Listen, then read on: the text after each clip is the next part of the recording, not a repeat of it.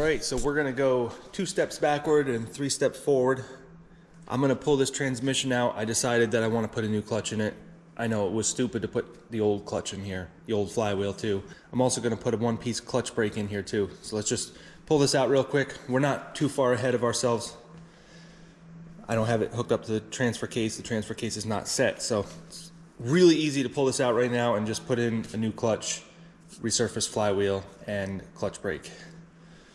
1-piece clutch brake is better than 2, and it should last the life of the clutch if you drive right.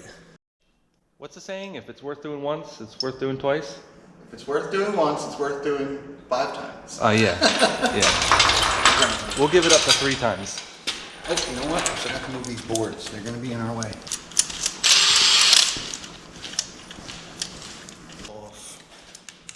We should just start naming this series Watch Me Struggle.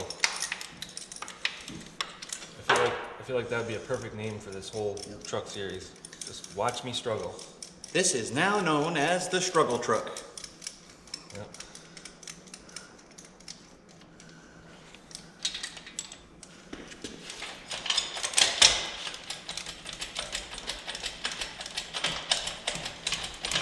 I mean, it's like Jesse's dream truck 7.0 by now. Jesse's Struggle Fest. Tune in to Jesse's Struggle Fest. Once I get past that one and that one, yeah, no problems.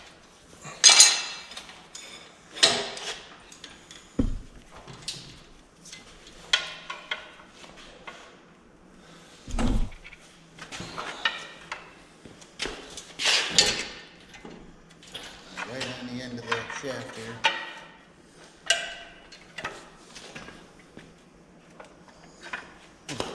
Oh, I see. I'm hitting on a bracket over here.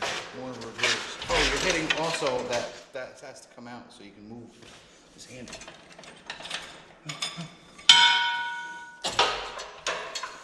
Okay, and then I'm hitting the buggy spring. There we go. All right, there we go. oh. Sweet. Or is that something that you just want to kind of get it out of the way so you can just do what you got to do? It's easy enough now that this thing actually rolls. Let's just get it out of here. You want to just hand me that?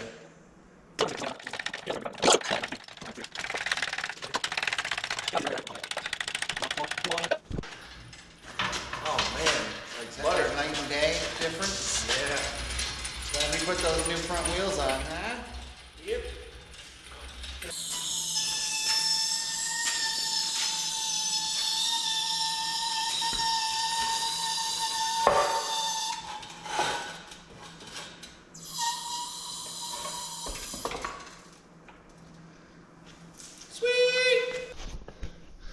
Look at this throw-out bearing. I thought was questionable. Oh yeah, definitely. That's like. I mean, the other one is tight. yeah, I don't know. It kind of almost seems like it's supposed to be like that, so I don't know for sure, but I don't know. It just doesn't seem right. It seems like the grease inside of it's kind of dried up too. I wonder if we greased it, if it wouldn't tighten up. No, because it's open here, so it's not gonna like grease isn't gonna like put pressure on anything. From the inside. Well, that's why I thought that it almost should be like this. I don't think that's even bad, to be honest with you, but there's only one way to find out, and that's to get a new one. Yeah. If you look at the throw-out bearing on this one, it's completely solid. But that's a synchronized transmission.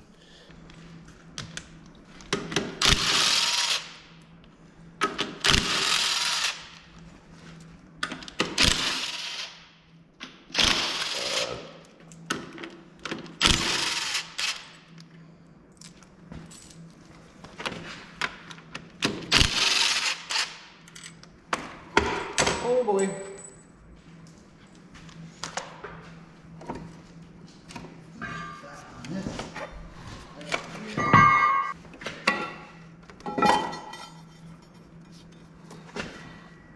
That's different. Yeah. Huh? Yeah. This is a cupped flywheel, and I'm not sure if they can even resurface this.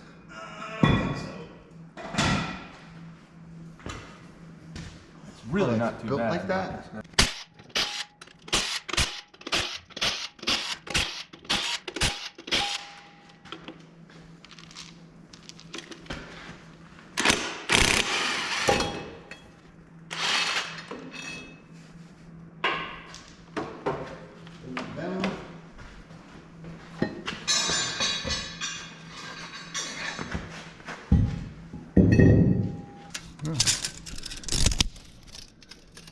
I guess it is a 14-inch. I thought it was a 15.5. But I mean, that's good. We could use this one actually, because this one's a 14. But I'm not going to reuse this clutch. But what that means is that we could use that other flywheel, and I could have that one resurfaced. Because it's got the same pilot bearing, it's got the same bolt pattern for the crank, it's got the same bolt pattern for... It's just not cupped. So you gotta have that ring and stuff. Do you have to have that resurfaced, or does that come with the new? That probably comes with the new clutch kit. It comes with the new clutch, but this one has a ring. This one has a intermediate plate too. It's just a different style. This one just uses shorter bolts, whereas the other one uses longer bolts that go through the intermediate plate. Okay, gotcha. And then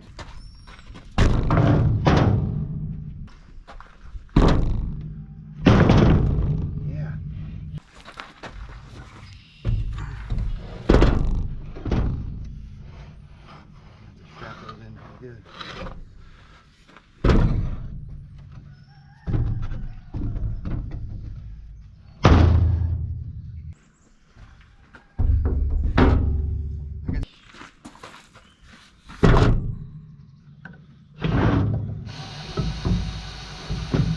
So I'm going to go up to Albany to get one of these flywheels resurfaced.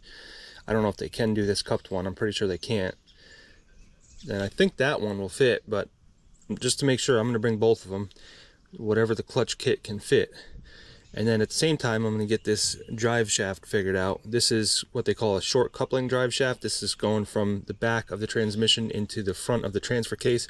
So it's a real short, stubby drive shaft. The problem is on this side, on the transfer case, that's the 6210 U-joint. And on the other side, it's an SPL 170. So the problem I'm running into is they don't make a conversion U-joint, which is a U-joint with two different sizes on it. They don't make one to convert a 6210 to an SPL 170. U-joint sizes are too different, I think. Either that or there's just not enough application for it. That's why they don't make it. So I think what I'm going to have to do is have the driveline shop weld on a new yoke here. This is like a slip yoke. There's a special name for this. It's got the splines on the inside. It's like an inverted or inversion or something. I can't remember what the name is, but the driveline shop will know better than I will. So they may have to cut this and put a new one on. It might take me a couple days. They might have to order parts. It doesn't seem like it's a popular thing to do, but I guess we'll see.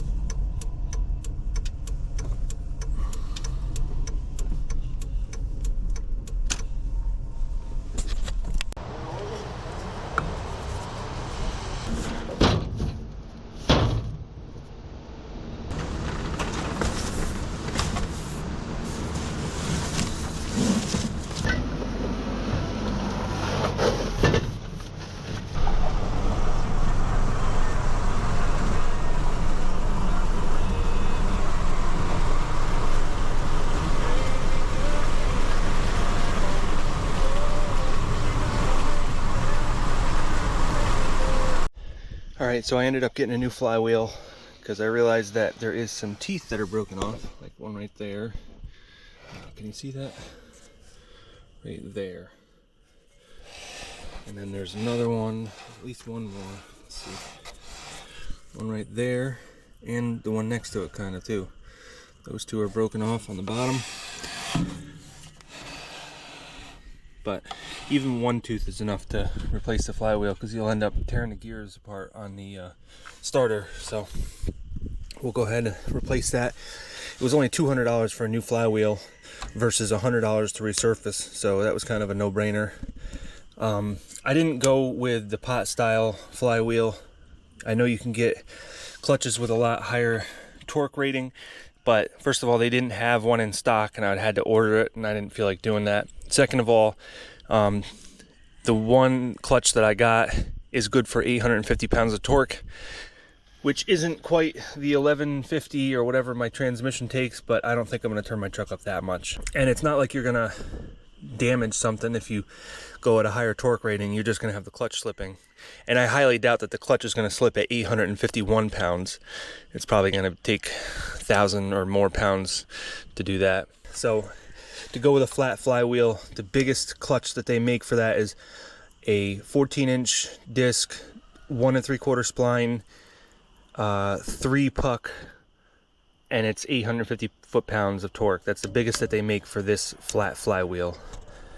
But if I wanted to step up to this, I could have, but first of all, this flywheel was not available unless I ordered it, and I'm sure it was a lot more money, and then also the clutch is probably a lot more money, so it's probably $1,000 more just to get that extra 200 foot-pounds of torque rating. But again, I don't think I'm going to have my truck turned up that much. I could turn it up to 850 and be perfectly happy with that, because I think it's down in the 400 to 500 range right now. I could be wrong, but it's definitely no more than 600 right now. So, new flywheel, new clutch, new pilot bearing, and new one-piece clutch brake, along with a 2 3/4 inch socket to take off the yoke nut for the back of the transmission, because we need to change that out. So I'll tell you about that in a little bit.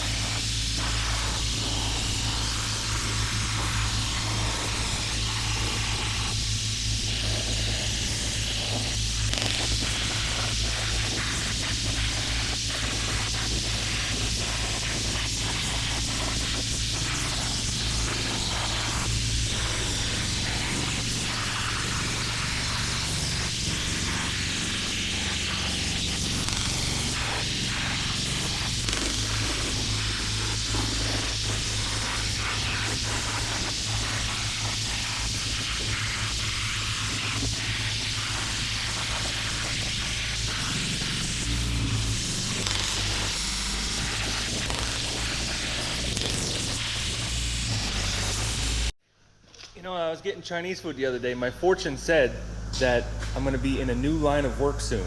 So maybe that's the sandblasting? I don't know. Restoring trucks? No, because there's a lot more sandblasting than just trucks. A lot of machines, and people even do it to their houses, on the siding of their houses and stuff. Yeah, some of those old, like 1800s metal roofs do that. Yeah, although I don't know, really thin stuff probably isn't that great for that big sandblaster. But so to give you an update on the drive shaft situation, that short little stubby drive shaft that I brought over to the driveline shop is not going to work because this yoke coming out of this transmission is an SPL 170. That's like a newer modern type of U-joint, and it's huge. To give you an idea, the diameter of that U-joint is, what was it, 2.16, I think it is what it was, 2.16 inches, and it's like a 6-inch or 6 3/8 long U-joint. So the one that comes off this transfer case, which I already had that little drive shaft for, this is a 1610, which if you know anything about drive shafts and U-joints and stuff, you'll know what I'm talking about. 1610 is a different kind. It's not like an old style, but it's way more popular than the SPL.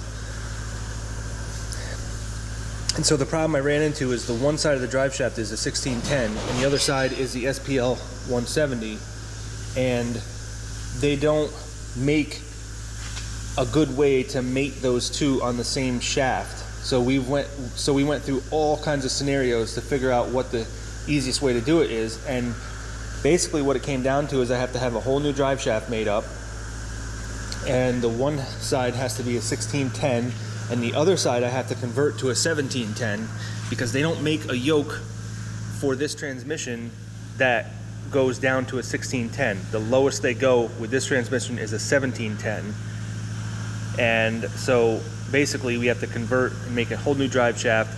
I have to take this yoke out of here, replace it with another one that's a 1710, which I have ordered right now. So we got to get this nut off of here, and that's supposedly tightened up to like 650 foot-pounds, but it's probably more than that, and it's probably going to take more than that to take it off. I 100% doubt that my impact will do that. I only have a 1/2 inch impact. It says that it's good for 1,200 foot-pounds for taking off things and 600 foot-pounds for putting on things. So it's possible it might do it, but I highly doubt it. So we'll see, I guess.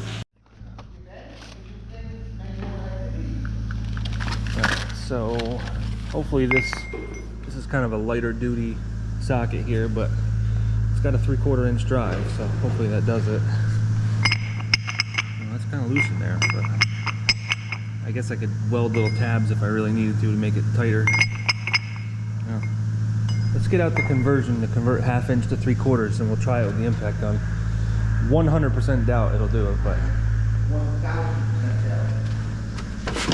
That's a very sloppy sucker.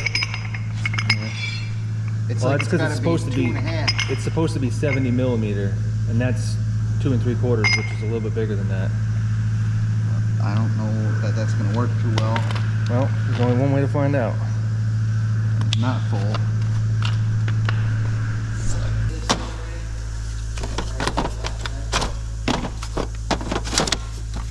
What?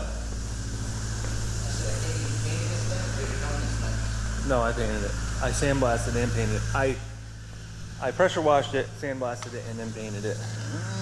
Wait, let me correct that. I pressure washed it, sandblasted it, primed it, and then painted it. Is that like a reverse thread kind of thing? No, shouldn't be.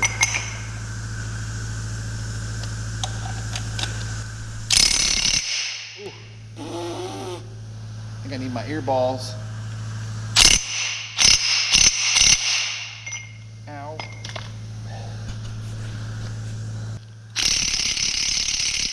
It's just whopping. I think it was going.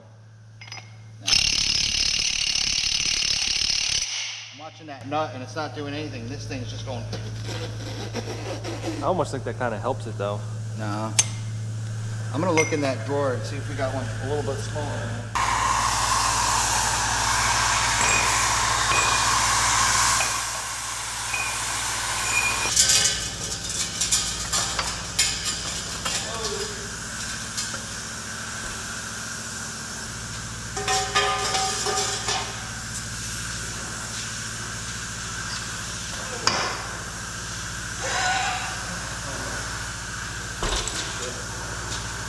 Tipping now.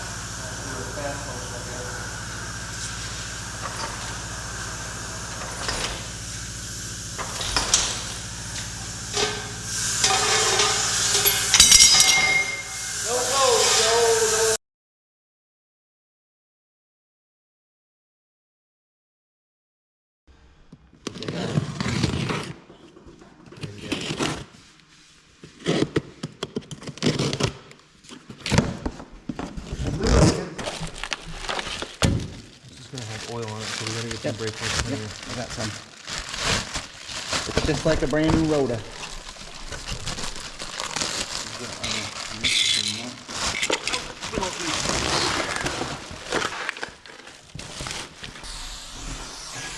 I'll just do a light cleaning because I'm sure I'll get more oil on it from handling it.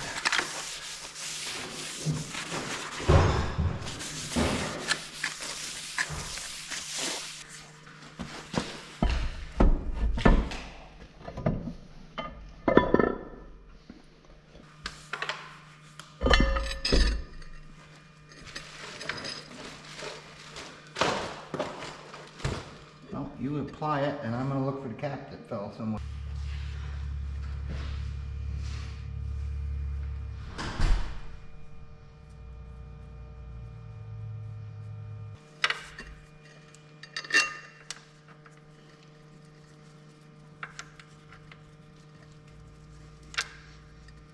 Quartz thread. Yeah.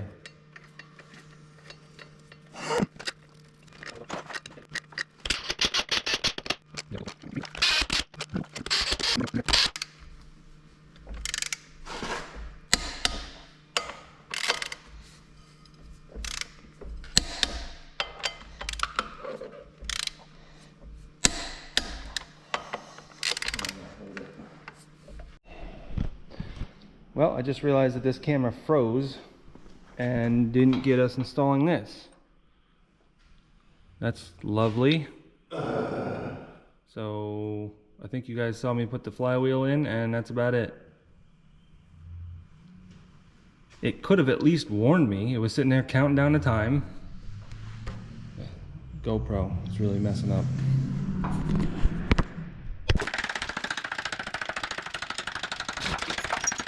So I got a one-piece clutch brake. I know some of you were concerned about that. Yeah, it is better to put a one-piece in. I just didn't have one at the time. So for those of you that don't know what a clutch brake does, this is a non-synchronized transmission. So instead of synchronizers matching up between the gears and the shaft, basically this clutch brake stops this input shaft from rotating. And that's only to go from a stop to a start in first gear to use this. So you push the clutch all the way in, and that engages this. And basically what it does is put friction between this input shaft and the transmission input shaft housing cover. And then on the other side, it puts friction on the front of this throwout bearing, and it sandwiches that in between, which stops the input shaft from spinning, because even when you have the clutch pushed all the way in, there's still some force being applied to the input shaft through the engine. There's still a little bit of friction on the clutch discs, so it keeps this spinning. Now, one thing, maybe you guys could tell me if you know, this doesn't look like it's meant for a clutch brake. It's got these two little dimples on here. I called Eaton and they said, yeah, it's fine. Fleet Pride said it was fine. I even called another place. It was a pretty professional transmission shop, and they said it was fine. But I don't know why there's those little dimples. I think this is more meant for like a medium duty type of setup where there is synchronizers in the transmission, but you guys might know better than I do. But we're going with it, so it is what it is now. So basically, even if you have the clutch released, there's still a little bit of friction, which keeps that turning around, and this just stops it so that you can actually put it into gear. But once you're moving, you should never use this again, otherwise you'll wear it out. And if you don't use it while you're moving, then you'll never really wear it out. It should last as long as the clutch. But they make a two-piece system so that you can put it in afterwards for those people who forget that they can't push the clutch all the way down to the floor. I've never had that problem. It's pretty easy to remember, especially if you put one of those split clutch brakes in, then it really reminds you not to do that. Which I had to do that on my semi-truck, and not from me, but from somebody else. It blew apart inside of there.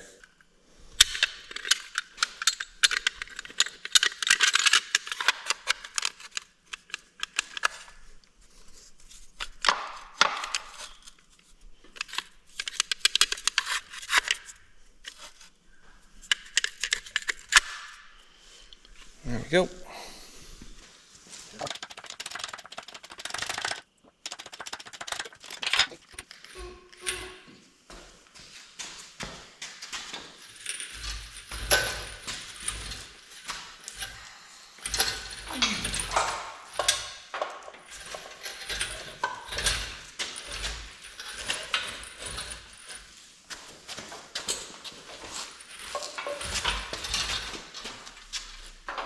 Down. Over. Well, it's going to come over this way as we're going down. Okay, yeah. Be very careful with that.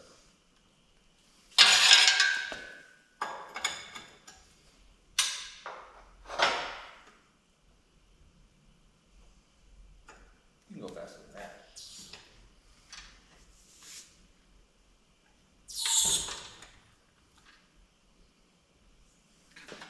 Going down.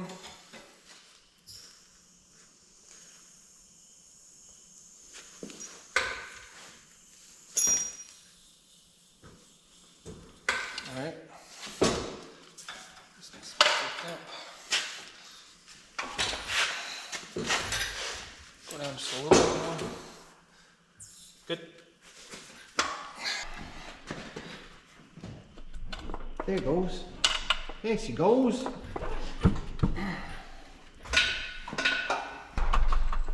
There we go.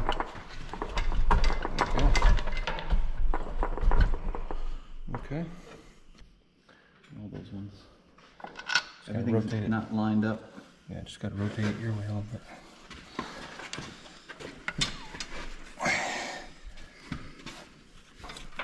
All right there.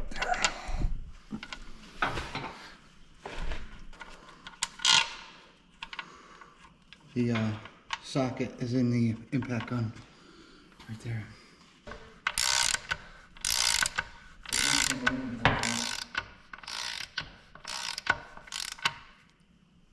So like I said, the driveline shop had to make me a new drive shaft, so I'm probably not going to get that back before the end of the week, so we can't do anything with this, which means we can't set the cab, which means we got to find other things to do for right now. At some point, I could get involved in moving the axle forward. I really didn't want to do that until the cab was set, but I also don't want to be sitting around doing nothing either, so we got a few more things we can do, like we'll get the front end situated, get the power steering box mounted up, and everything buttoned up on the front end. We could even put the radiator in and all that stuff. The cab being put on doesn't affect anything we're doing in the front end, so we could get that all buttoned up. So right now, before we finalize setting this axle, we're gonna go ahead and get the oil pan situated, because if you remember in the last video, we switched the oil pan 180 degrees so that it's a rear sump instead of a front sump. So now we need to reconfigure the oil pickup tube, which I ordered this one thinking it would be the right one for it, but the inlet for the oil is facing sideways instead of up. Like this one is facing up the opposite of where it's coming in. This one is facing that way. So it's only 90 degrees from where it goes in. And I was gonna just cut this pipe off here and weld it onto this one, but this one is slightly bigger than this one, So I'm hoping that this one will go inside of this one, but I don't know. I also don't know if the mount is in the right place. And I don't know if it's long enough or short enough or angled down enough. I'm not really sure, so we gotta figure that out.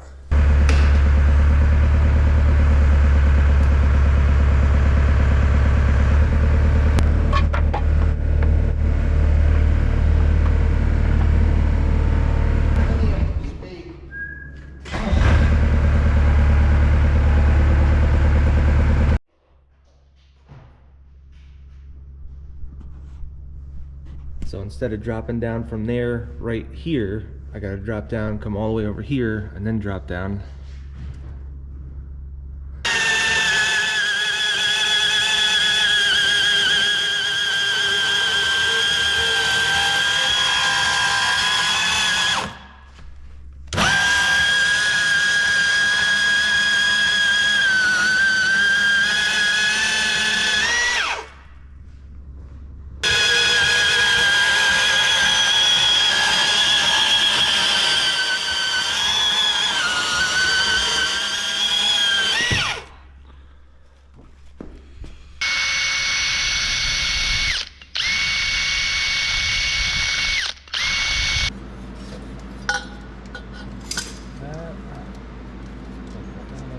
That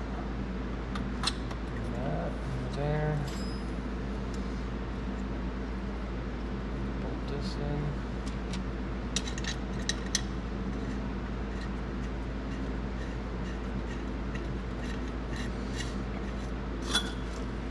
Oh.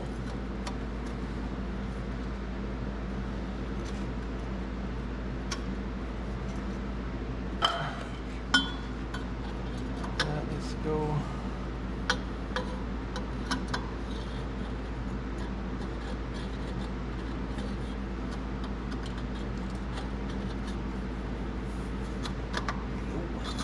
Just like so. Something and stuff.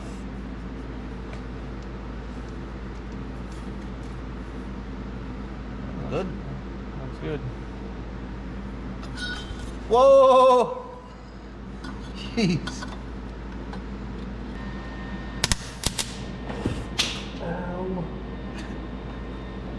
Let me refer to the statement, do you want the apron so you don't burn a hole? What I need to do is just not leave it.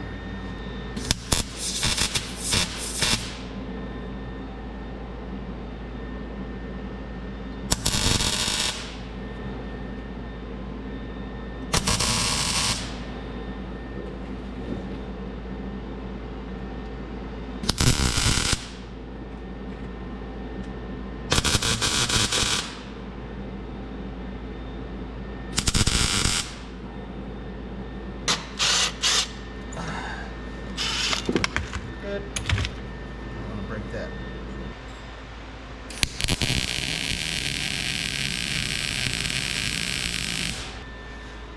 So I went over each weld twice just to make sure there's no pinholes. I know there was no pinholes, but just to make me feel better.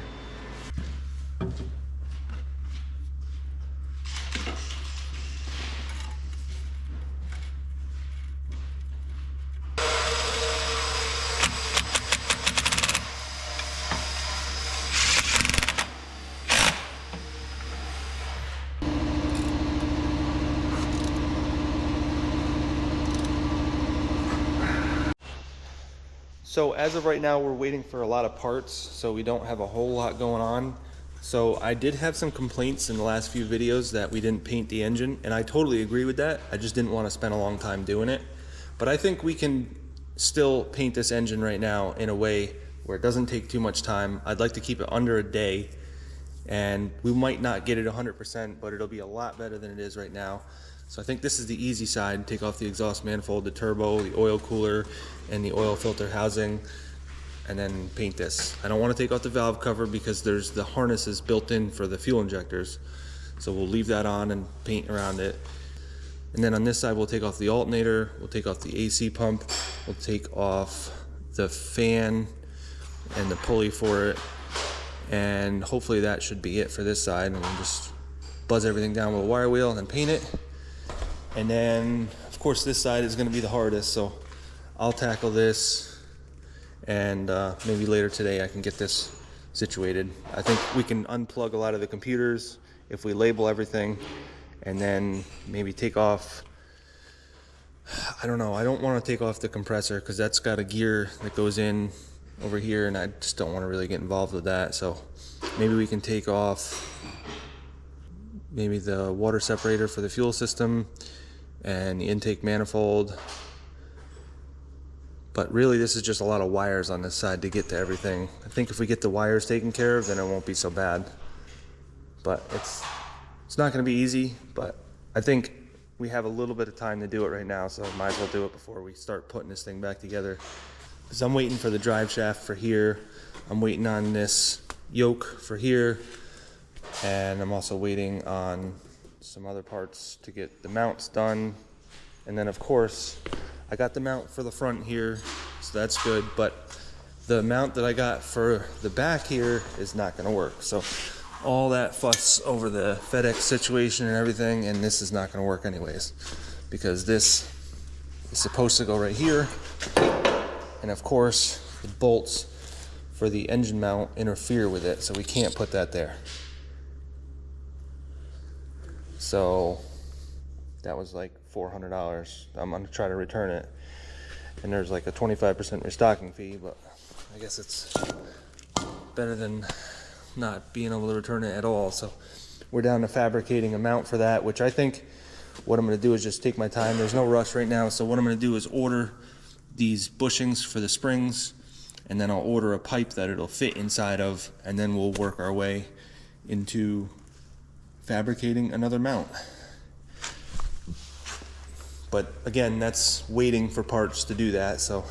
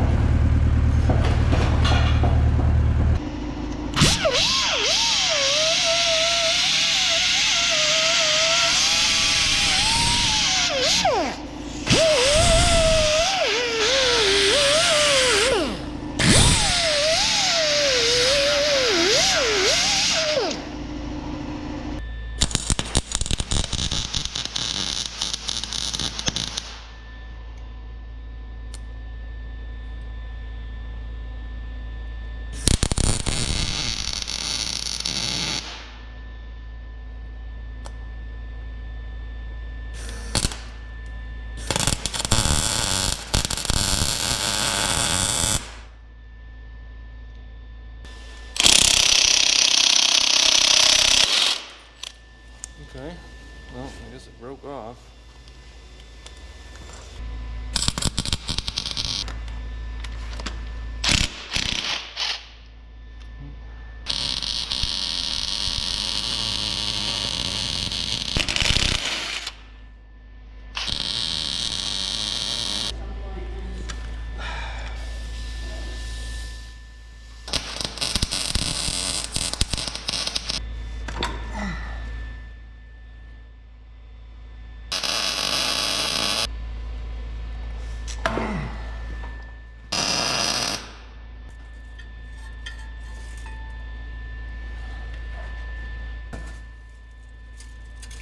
Well, I guess I'm kind of glad I did this because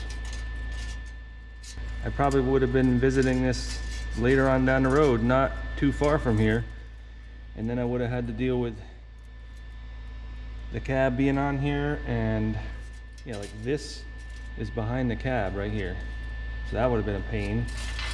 The main reason I did this is just to get behind here and paint the block, paint the head, paint everything.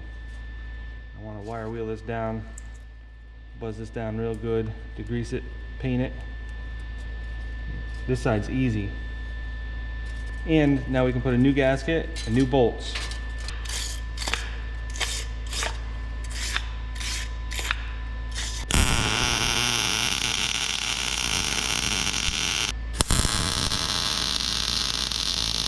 This one's flush with the head.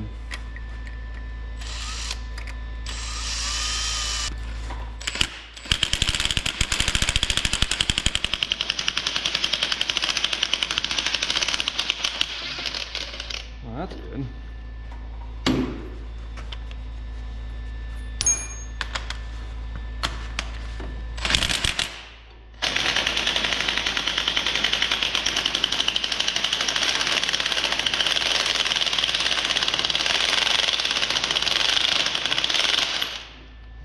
Good.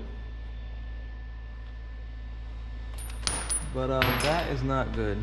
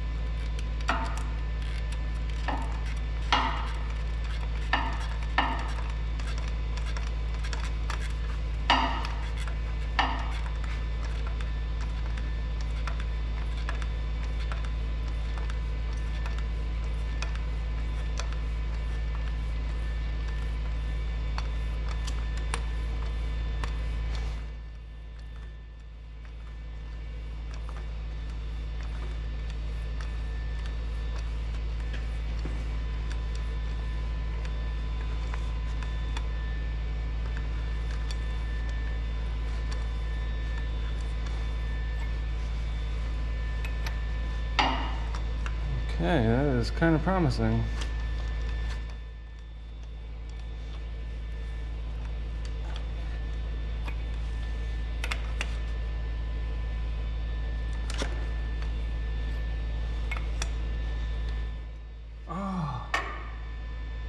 Seriously?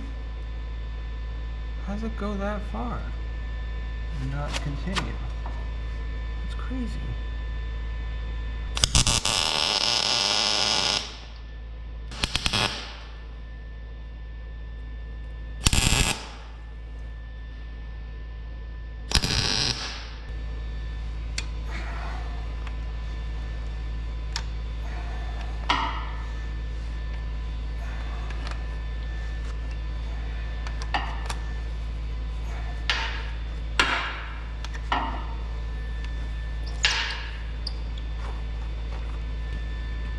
Look at that thing. Look, there's a hole in it too. I don't know if you can even see that, but man, why was it giving me such a hard time? Well, we're definitely gonna tap these holes out. Run some. I don't want to be dealing with that ever again. We're gonna put NSEs on the new ones. I mean, it doesn't do a whole lot because they're exhaust manifold bolts and usually just burns right out of there, but at least we can attempt to do something. I mean, this truck is almost 20 years old, so I guess even without anything, just putting brand new bolts in there should last another 20 years anyways.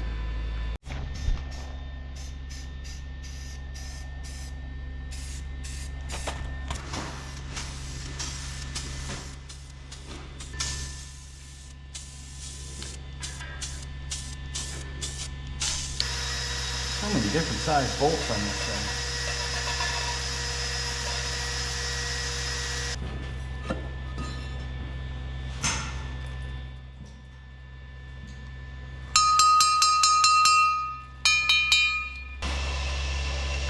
Hey, I guess that seems to be working.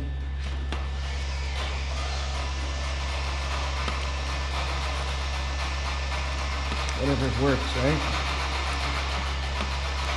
Round and around we go. Round and around we go. I didn't have to cut it. Oh. Okay. I got the AC compressor, but it wasn't orthodox at all.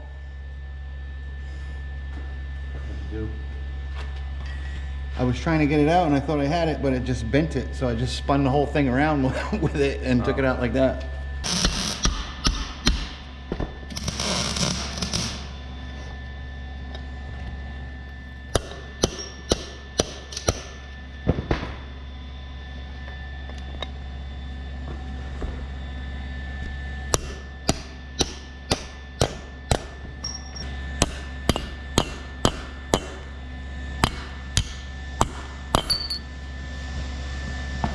Okay.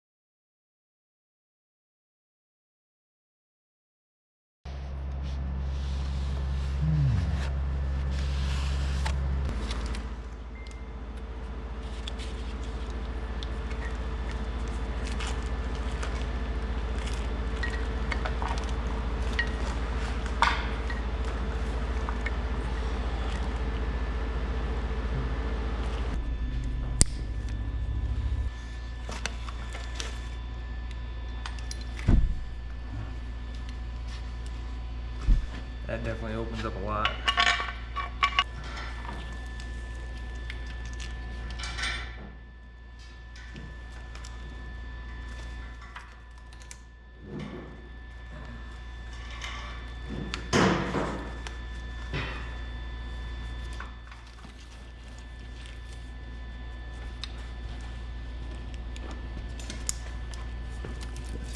This guy, these hoses.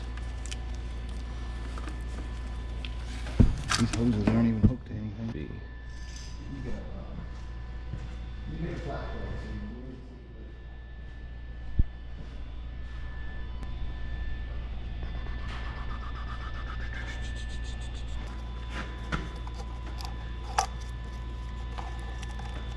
I'm just gonna try plugging this in over here, see if it does anything. No, it doesn't like that.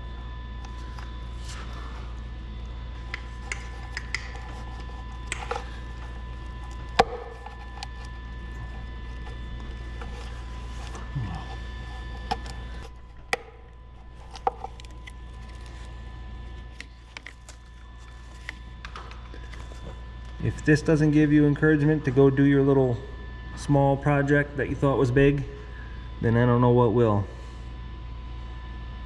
This is just about as daunting as it gets.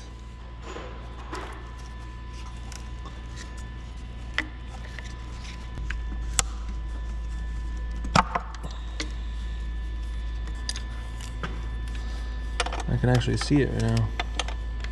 Yeah, it's like that. Yeah. Okay. This can come out of here. Let's see. This can come out of here. There we go. Now we're getting somewhere.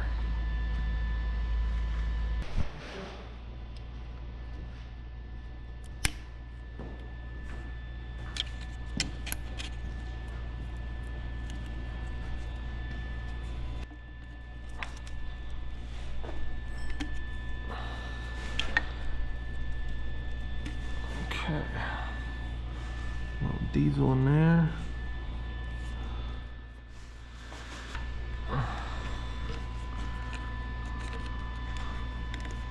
Ah, there we go. That was the trick.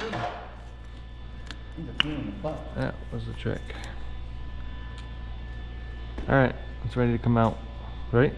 Or you just gotta take the mountain bolts off? Just gotta get those, that one, and then I don't know what that is. That maybe that's a drain. Ooh. I don't know why it's leaking oil or diesel. That's diesel. The diesel is black. That's weird. Not the Gotta go like this. Just had to do some things. Oh, there's like a little hole there what? where it goes into there. Why would there be diesel going into the intake? That's how they do it, I guess. Oh, I guess that's the supply. That's weird. That's the supply Oh God. going into the injectors.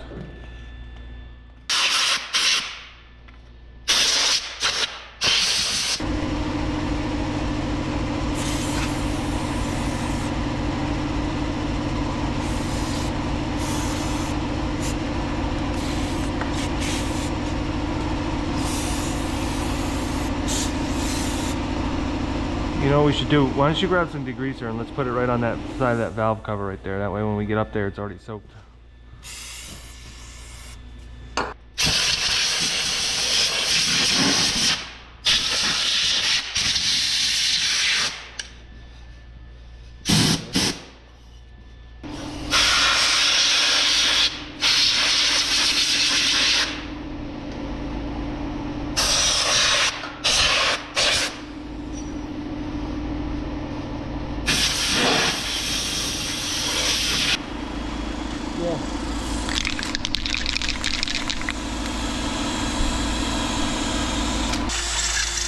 I wonder if this sprays upside down. Oops.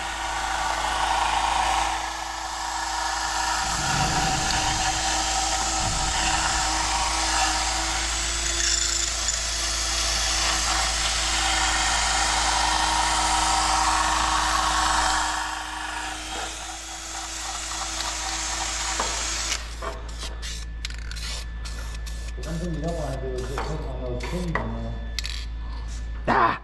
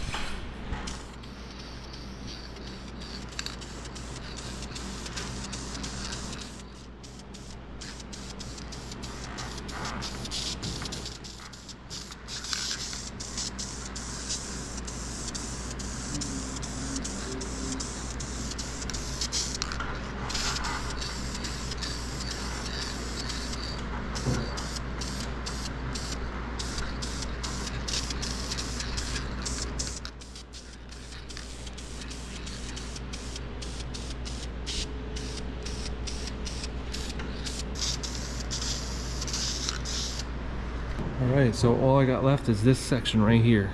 That's it. And I want to let everything dry. We'll put everything back down here. And in that, we'll just kind of carefully take off harnesses, get all the grease out of there, and clean it up, and then paint it. And then that should be it. And then I just need to cut back in the head, because the head I want it to be black, so I'll put some tape on the blue and cut back in the head, and then that should look really good. I'd rather the head be more glossy. It's straight flat, but I'm not gonna get too picky about it.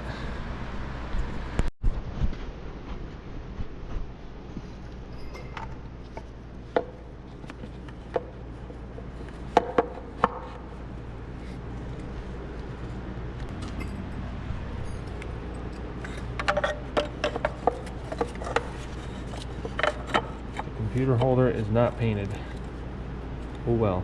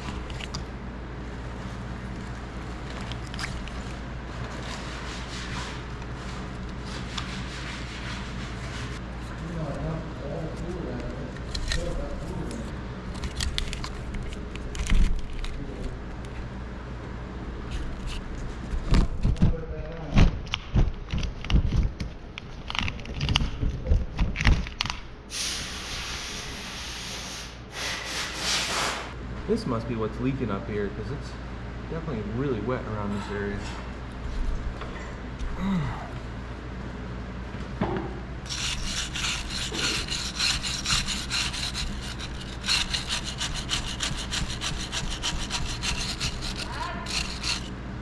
Hey!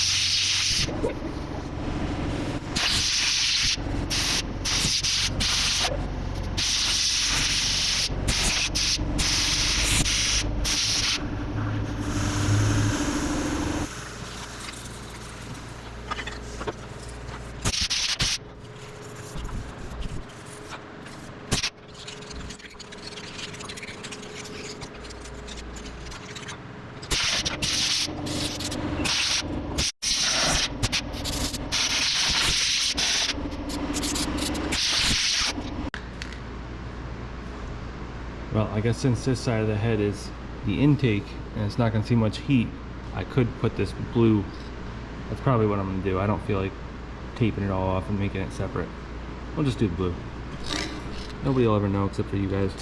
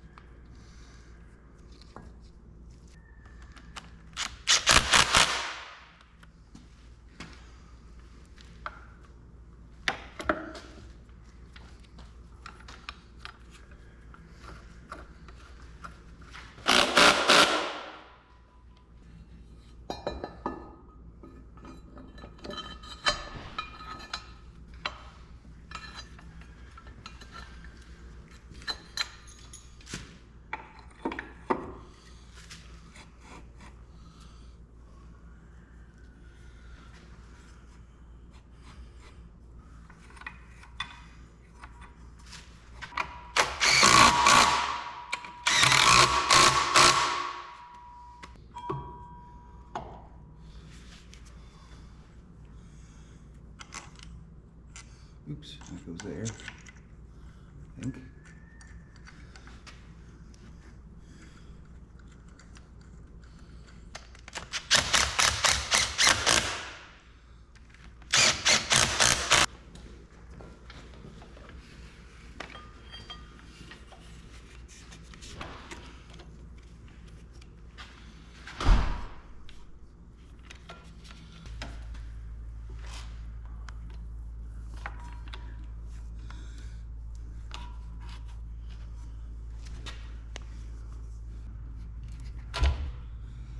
Okay, I think that's it. That goes there, that goes there, that goes there. I think I got it. I guess this goes like this or something. And stuff. Something.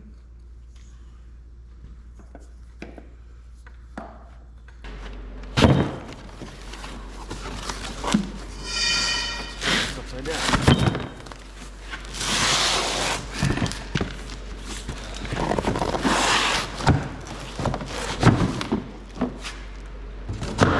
What?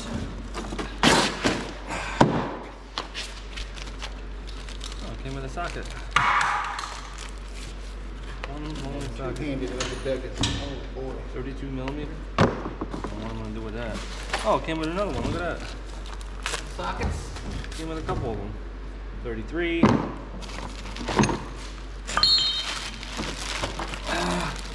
Well, definitely supposed to be more than that, but I guess that's all I got.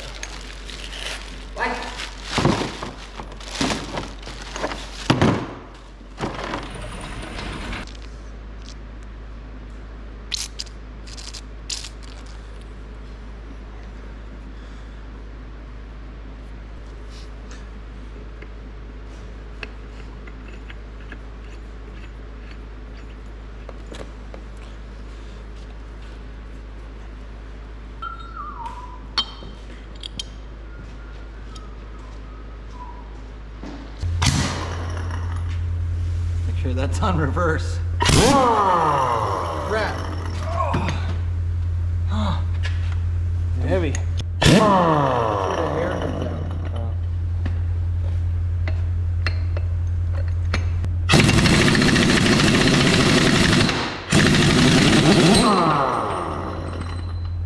No problem.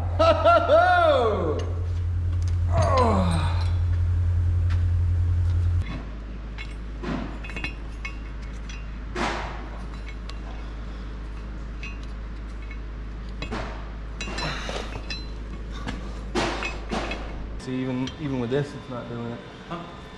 Even with this, it ain't doing it. That little 18-inch thing, definitely.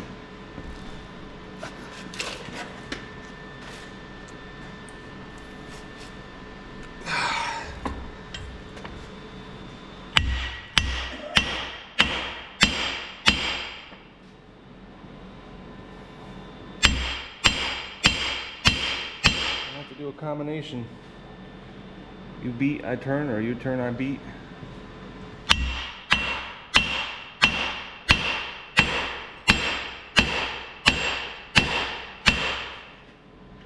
I'm not sure if you even got many more threads.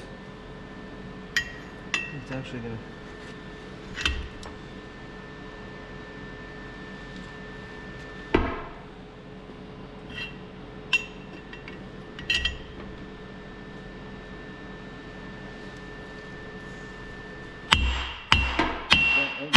It went. It got looser as you Yeah, hit it's it. going. But we don't have very many threads left.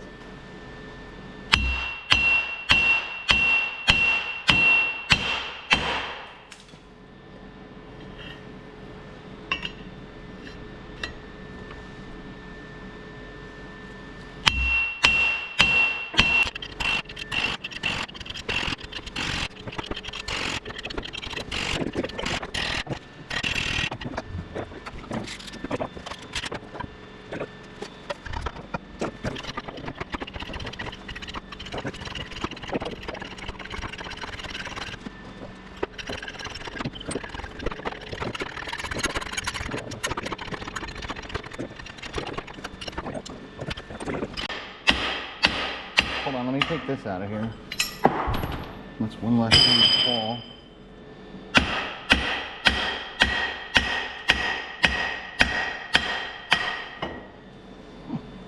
Got it. Let's take a whiz wheel.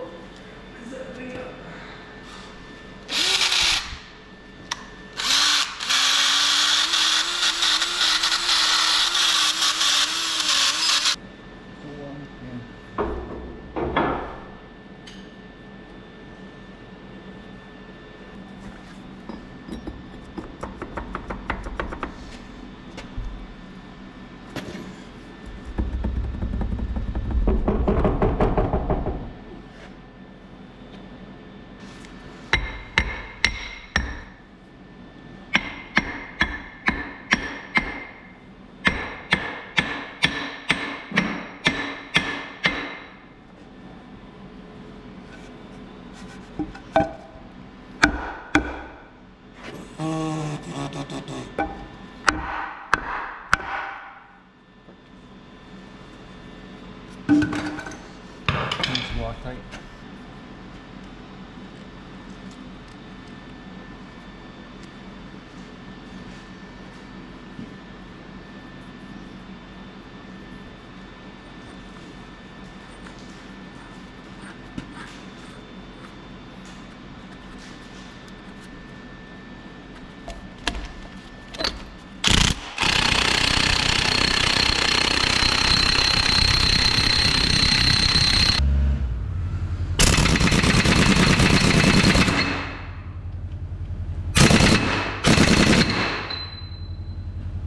That's good. All right, so now we got a 1710 yoke on there. So now we can finally move forward. And I got my drive shaft, so let's go ahead and set that. That's very heavy.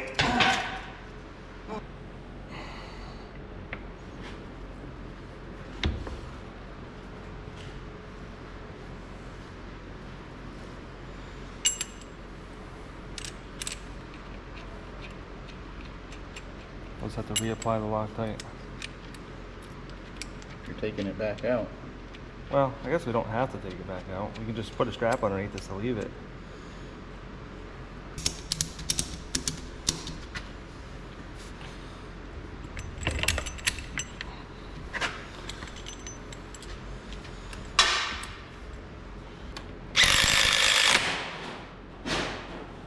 Over.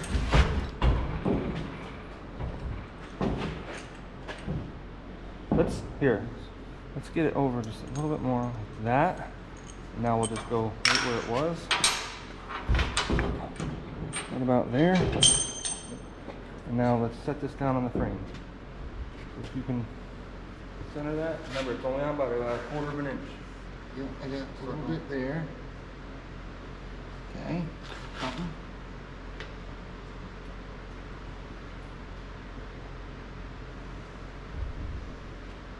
Okay. You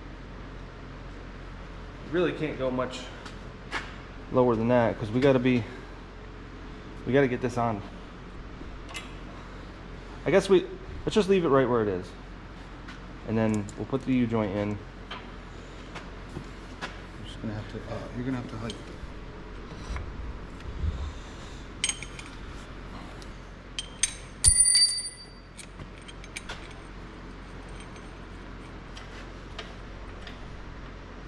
I think I just need to get that jack straight. Not a grease fit. No, I guess it's there.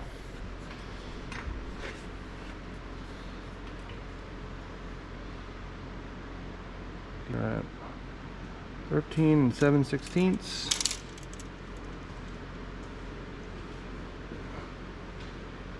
And 5/8. So that's an inch and 3/16. Inch and 3/16 on a foot. Okay, so if we take this, put it here. The frame is already 4 1/16 to 4 3/8. So we're 5/16 out already. So take what's the other measurement? Inch and Inch and 3/16 3/16 minus 5/16 would be 7/8 of an inch. So 7/8 of an inch out on 1 foot is, no, that's 10%. Never mind. 10%. I think it's good right where it's at. And then as far as centered, is that, Centered, it needs to be centered. Wherever the transmission is centered to, that's where it needs to be centered. oh, I think it's gotta go your way a little bit. One thing is, we need to get this even so that it's like, you know, in other words, this needs to be up a little bit. So Level. it should, let's just do the center of this at 17 1/8. Oh yeah, it needs to go, well, it really depends on where this is. 17 looks like the center-ish. No, it's 16 and somethings. 16 3/4. Just a smidge. Yeah. Probably gonna have to roll the jack though. Do that. More? Yeah, that's about where we want to be. Right there? Yeah, is it gonna stay? I can't move ever. I think if I move, that it goes back. I guess this wire wasn't supposed to go through here. What? I guess the wire wasn't supposed to go through here. It was only the hose and stuff.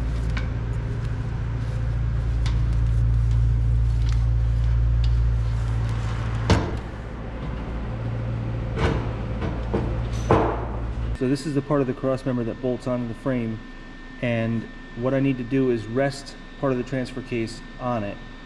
So I'm welding in this 3/8 plate across here on the bottom, and I'll show you more. It's hard to understand until I put everything together.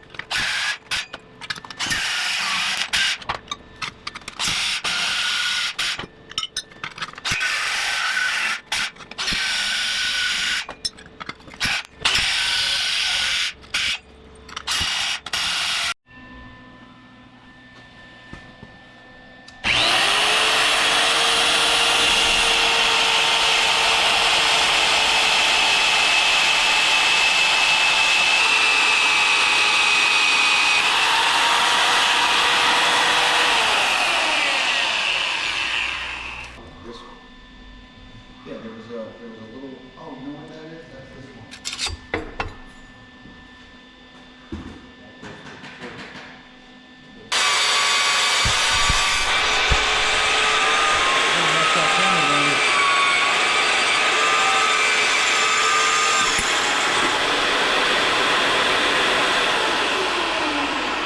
What did you say? All right, so we got all 4 mounts mounted on.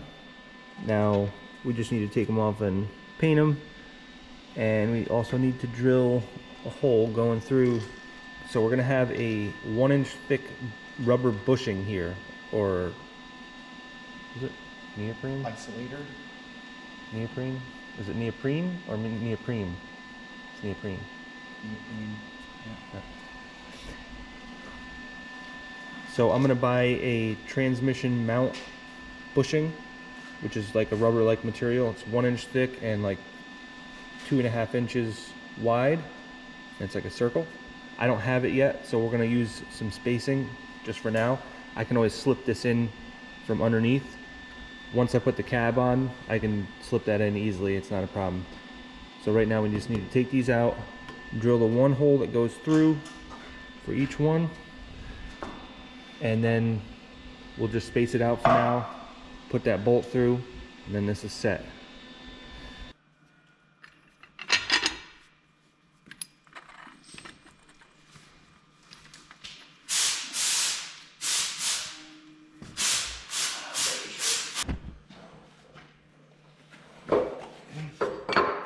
You see that oil right there? Oh, I got it.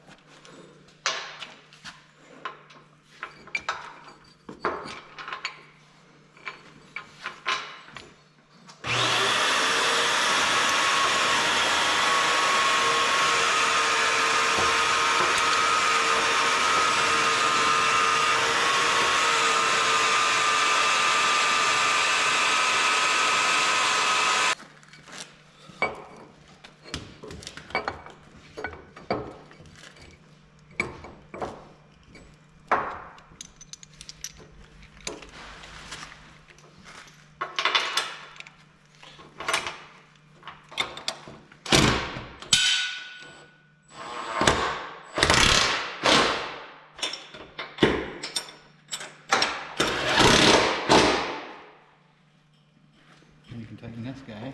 Let's do this other one.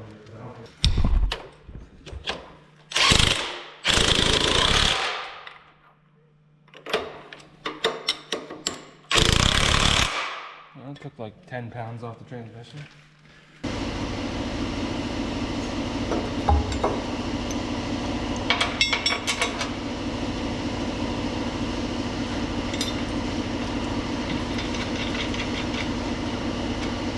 You need the impact on out there. Is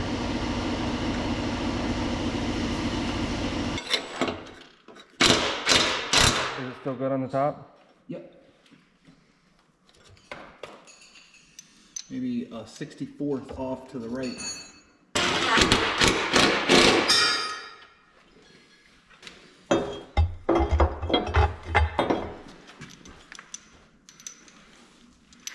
Let's do the same thing. I'll put the bolt through the bottom and then we'll line up the top hole. All right. You gotta go up.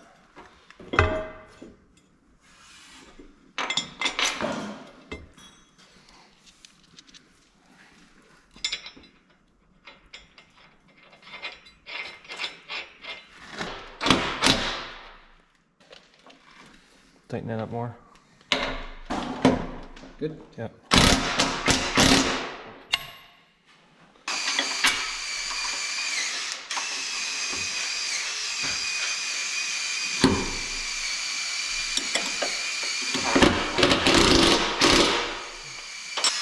now I'm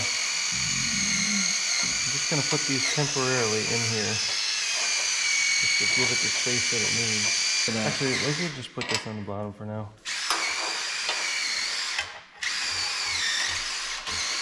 There you go. All right. Should be cool. There you go. Okay. Perfect.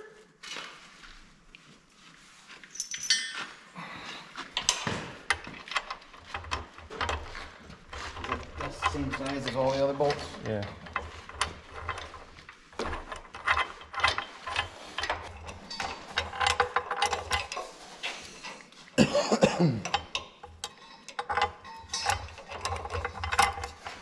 Okay, and then that's gonna just go back. Something like that. There you go.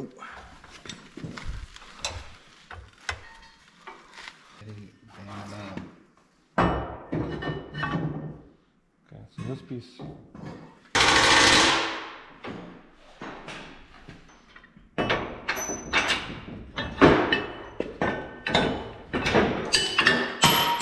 Watch your tootsies.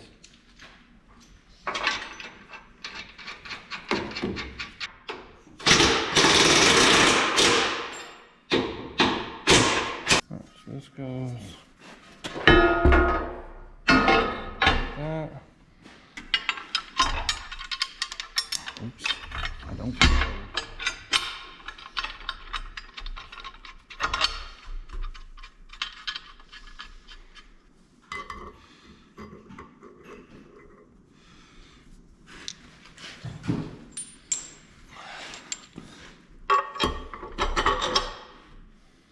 Beauteous.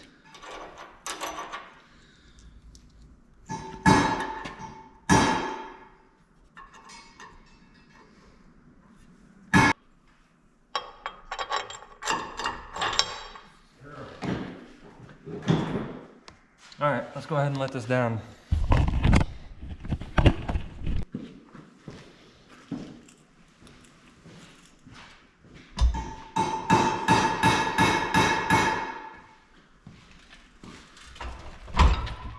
There we go.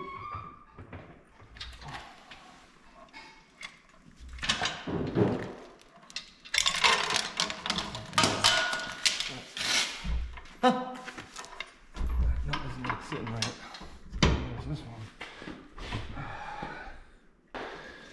Alright, so that seems very secure, but I guess the main question is, can I get to all these fasteners when the cab is on? And the answer is, I believe so. Oh, we'll find out in a few minutes. And I can get to this easy. That's no problem. In case I need, one reason is because I need to put that bushing in there still. So I'm underneath the cab right now, if you imagine it being there. So I can slip this one in, tighten up, tighten up. The only thing I have a question about is, yeah, that the bracket that goes across here.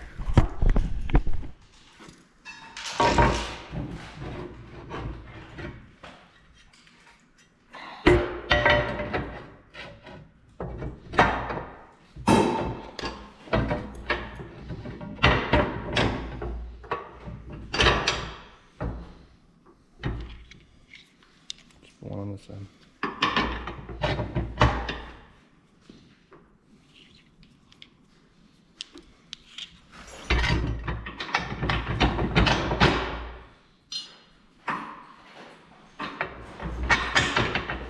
So now, can I get to everything? Yes, I can.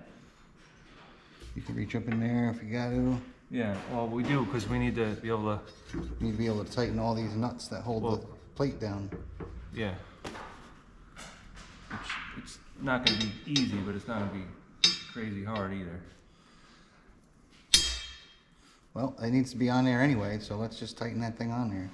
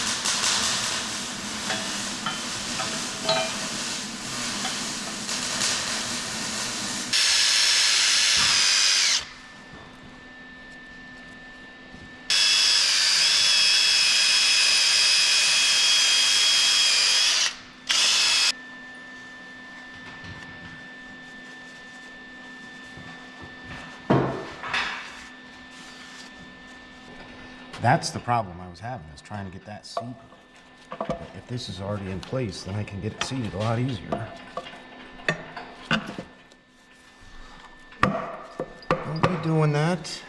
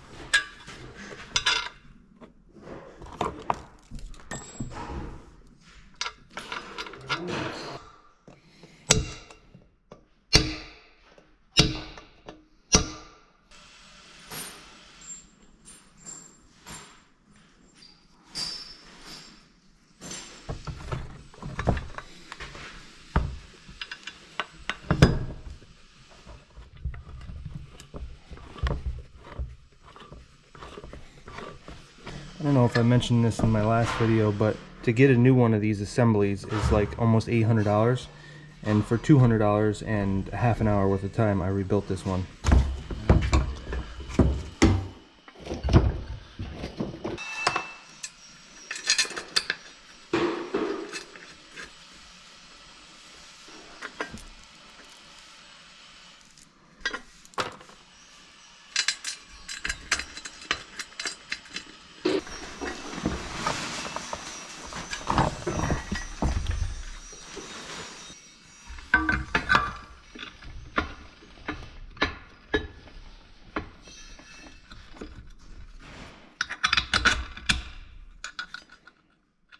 That would need to face down like this so rain doesn't get up in here.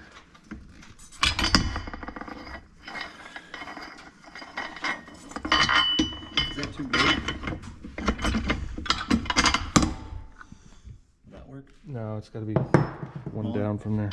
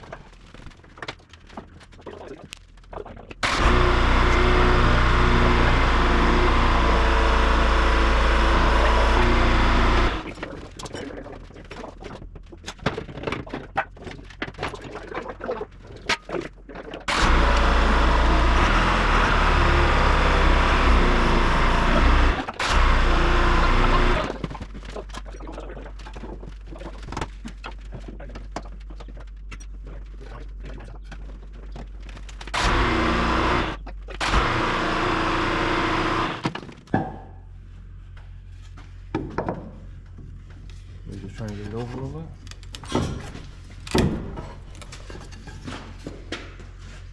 Man, that's so close. It's like degrees of separation off.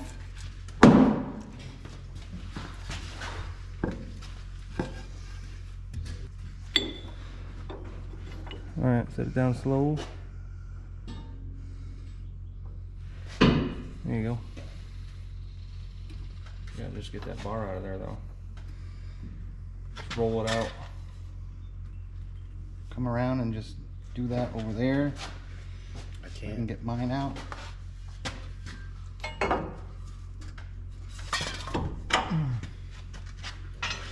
Some bars for bars. Gonna go down kind of hard. Good.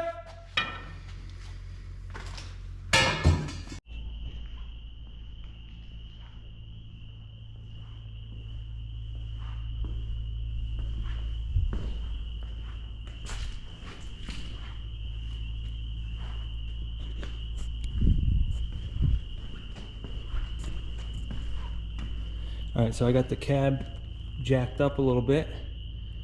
Just, I don't know, 2 inches at the most. Just so I can have a little bit more room to work in there. I'm configuring all the wires. I'm configuring the clutch, which right now I'm adjusting that because the clutch is brand new on this. So the clutch pedal was probably adjusted to a worn clutch, or it's just a different transmission, so one or the other, but that's what I'm doing right now. That's with the clutch pedal pulled all the way up, so I gotta adjust it out about 1 inch.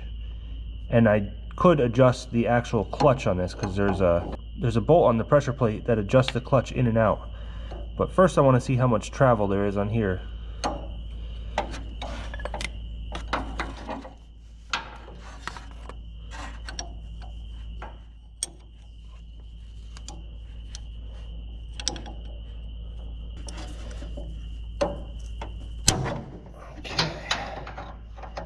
There we go.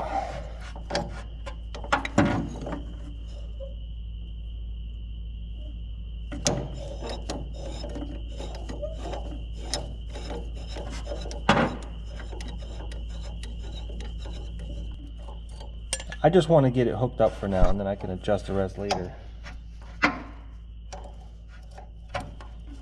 I'm probably going to have to adjust the rest inside of the clutch. Inside the flywheel housing, you can adjust that. But I kind of got to be able to turn the motor over, which I can do by turning the pulleys, but I guess all I'm trying to say is I just want to get this hooked up for right now. Maybe we'll get lucky and the adjustment will be right on the bottom. Oh, look at that. It is. Almost like I planned it like that.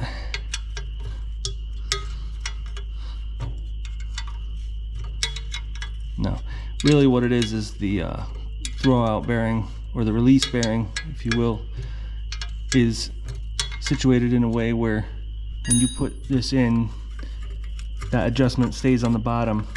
Now as soon as you tighten up the pressure plate, then you can spin the release bearing, but that's only for a split second, and then when you hook up the forks in the transmission, they hold the release bearing in place. Basically what I'm trying to say is they plan it to where this stays on the bottom when you install this, and they make it kind of hard to not have it on the bottom unless you turn the engine over.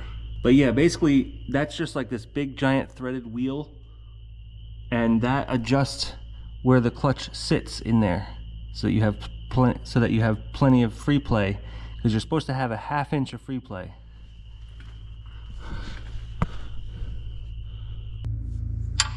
Okay, so not easy for you guys to be able to see right now, but I had to push in this bolt first, and then I can turn it. Oh, now I just pop back out. See, now I can't turn it.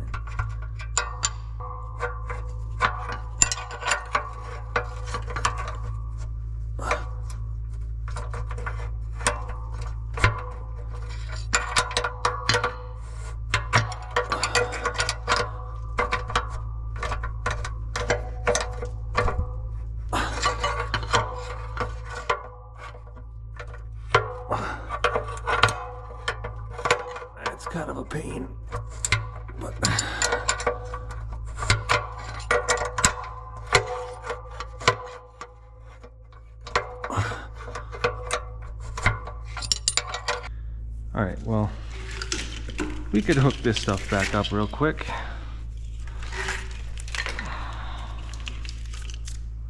Let's see here.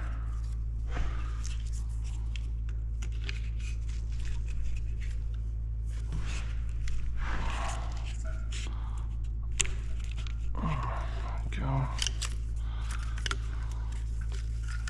You know, this is one of the most daunting parts of this whole project, stuff like this. But I have to say, things just sort of have memory from where they're supposed to be. So it kind of, when you start putting stuff back together, it just sort of snaps into place and you can feel that it's meant to be there. Or you can feel that it's not meant to be there and then you change it.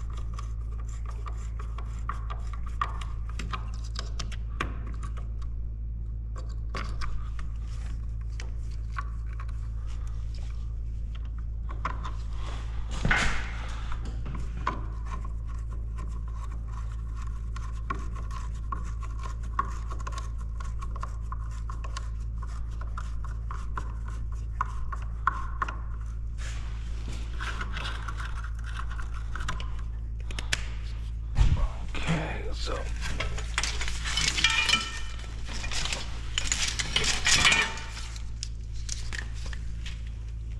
this right here is to connect back to the engine.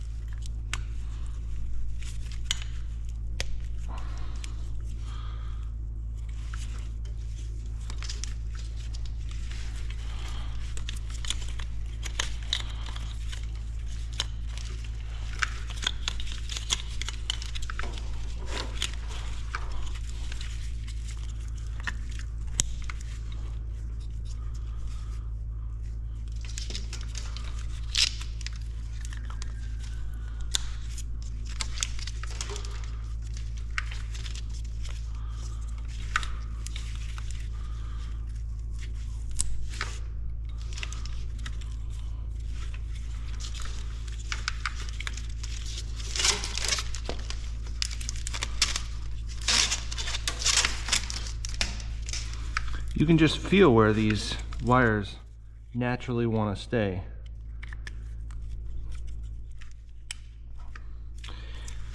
You kind of get confirmation when they do fit and when they don't fit.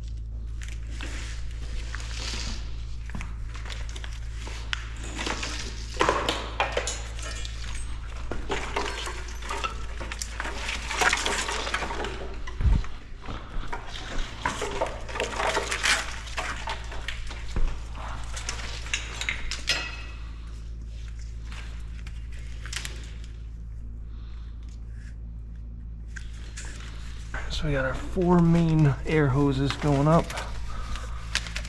I just need to kind of poke them through over there.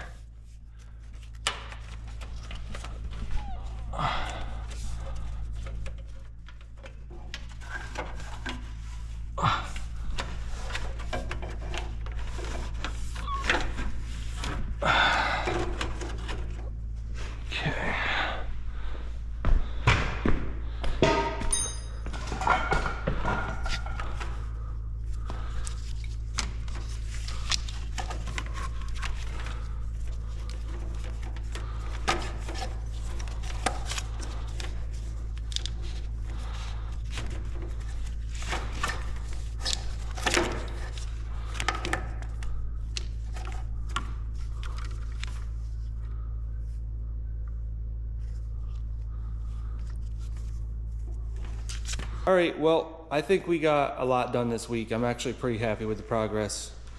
Some of these weeks I've been pretty dissatisfied with the progress, but overall, I knew it was gonna be a big project, so what can I really say? I didn't really have a set timeline, and I definitely got involved in things that I didn't necessarily think I would or even wanted to get involved with, but I'm really happy with how far I've taken this. I mean, I guess besides taking the engine completely apart and rebuilding it, I don't know how much more I could have really done on this project. And that was not necessary because this engine runs perfectly fine. It's got 250,000 miles on it, which is about a quarter of its life before it needs a rebuild. Some people will say 500,000. I don't think so. I think if you take care of it 1,000,000 miles all day before you need to do an in-frame. And that's an in-frame, so there's really no reason to remove the engine and completely disassemble it.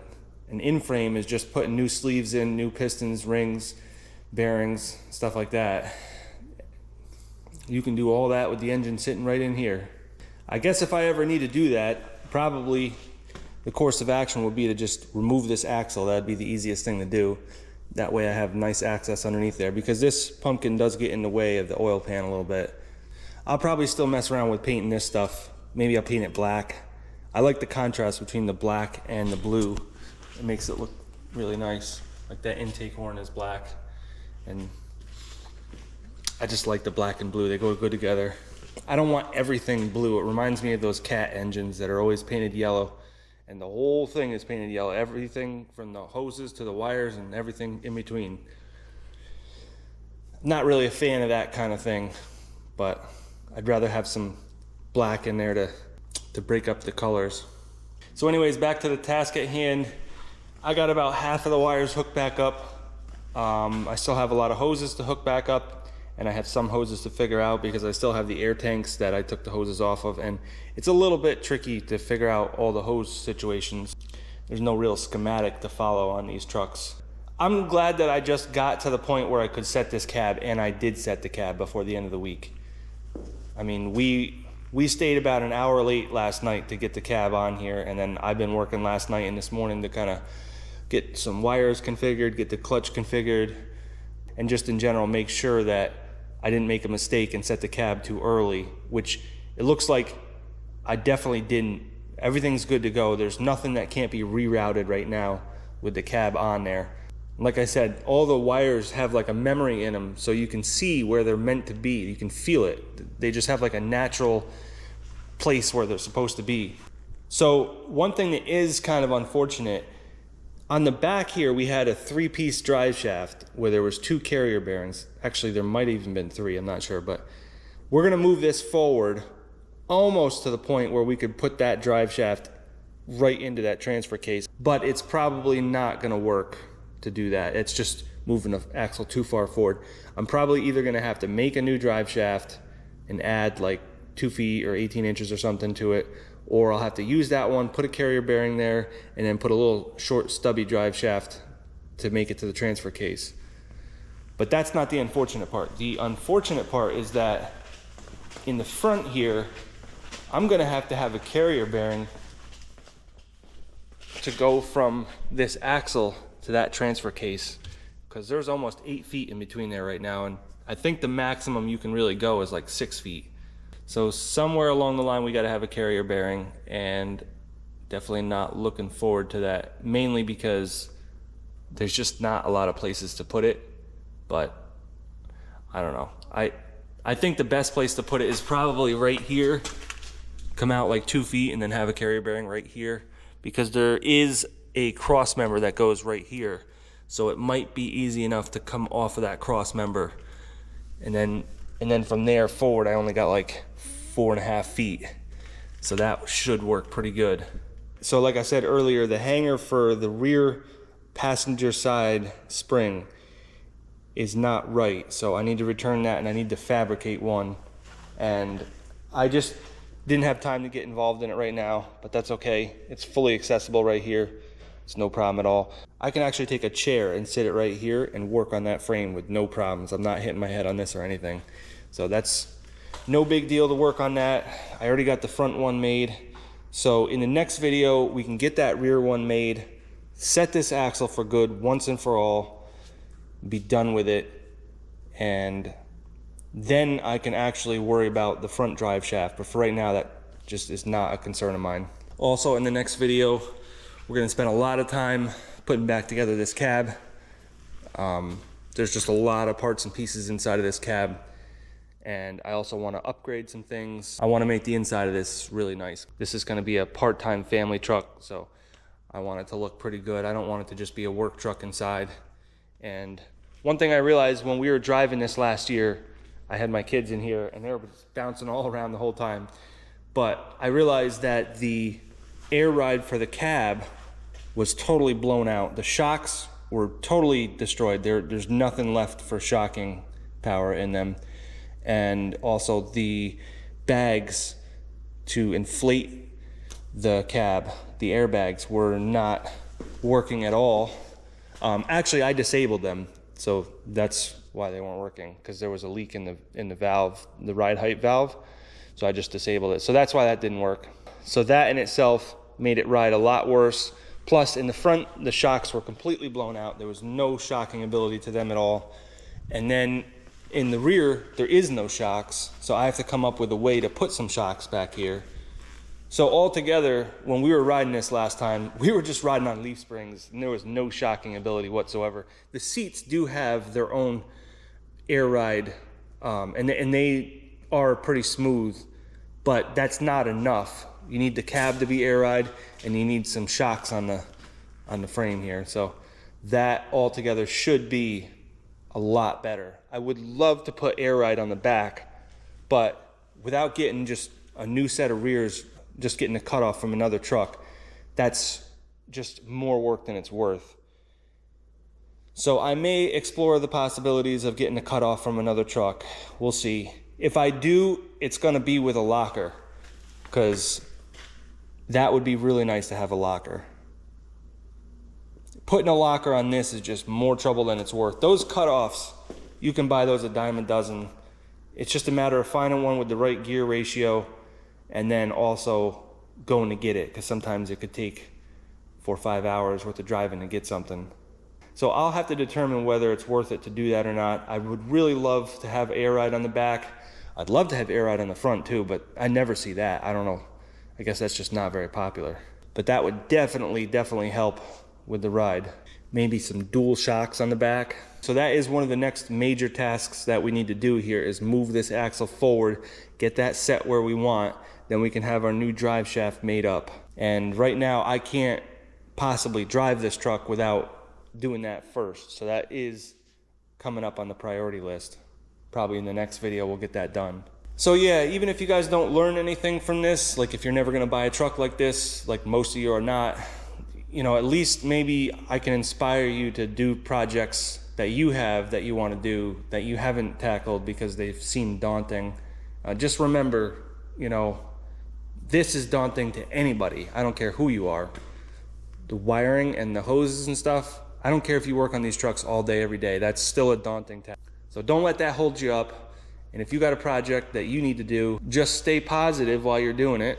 Talk to yourself if you have to. I do that sometimes when I'm doing something that I know is out of my league, but I'm just chugging along at it. I'm learning along the way, and the only way to do it is to stay positive. So sometimes you sit there and you talk to yourself, you crack yourself up, you make jokes. It's perfectly normal to do that. Sometimes you just got to find any way that you can to stay thankful for what you're doing. And that attitude in itself will get you so far with anything that you're doing. You can apply that to absolutely anything other than maybe getting mugged on the street or something. Other than that, almost everything that you do on this earth, you could benefit from just staying positive, being thankful, being gracious, and yeah, that's just kind of the name of the game. So I guess that's it for this video, guys, and I will catch you on the next one.